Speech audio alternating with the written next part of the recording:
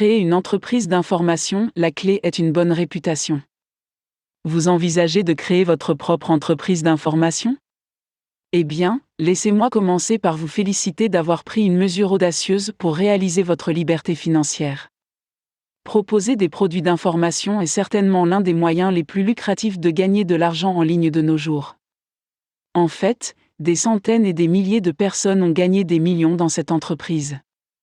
Je parie que c'est quelque chose qui n'arrivera pas si vous vous en tenez à votre travail de jour de 9h à 17h.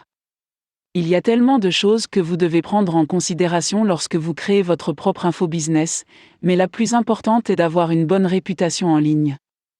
Vous voyez, lorsque les gens envisagent d'acheter des produits basés sur l'information dans l'arène en ligne, ils se font des recherches approfondies sur le vendeur.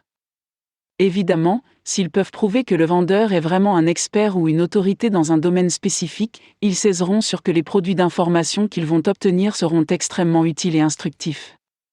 Donc, après avoir créé votre site web et lancé votre campagne de génération de trafic, la prochaine chose sur laquelle vous devez vous concentrer est d'établir une bonne réputation dans l'arène en ligne.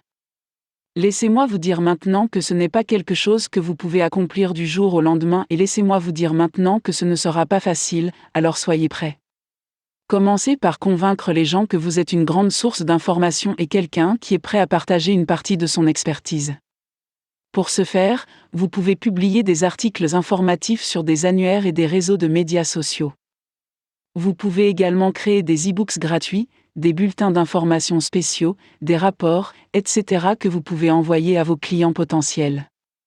Si vous voulez faire du bruit en ligne le plus rapidement possible, je vous suggère d'organiser des séminaires et de courts programmes de coaching.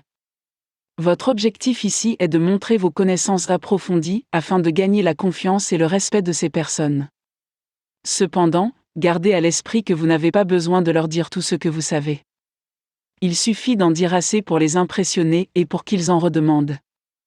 L'étape suivante consiste à prendre soin des personnes qui ont choisi de faire affaire avec vous. Montrez-leur qu'ils ont pris la meilleure décision en vous choisissant plutôt que vos concurrents. Efforcez-vous de leur en donner pour leur argent et soyez toujours présents lorsqu'ils ont des questions ou des plaintes. Vous voulez être sûr qu'ils seront satisfaits à 100%. Veillez à ne pas les surfacturer et à leur offrir des cadeaux. Cela vous sera bénéfique. Vous voyez, les clients extrêmement satisfaits sont ceux qui reviendront le plus souvent. La fidélisation est une chose que vous attendez avec impatience lorsque vous dirigez une entreprise, quelle qu'elle soit. En outre, des clients satisfaits vous aideront à faire connaître votre entreprise et vos produits d'information grâce à la publicité de bouche à oreille. Vous souhaitez que les personnes que vous avez servies vous recommandent à leur connaissance. C'est le moyen le plus efficace et le plus rapide d'attirer davantage de prospects qualifiés à votre porte.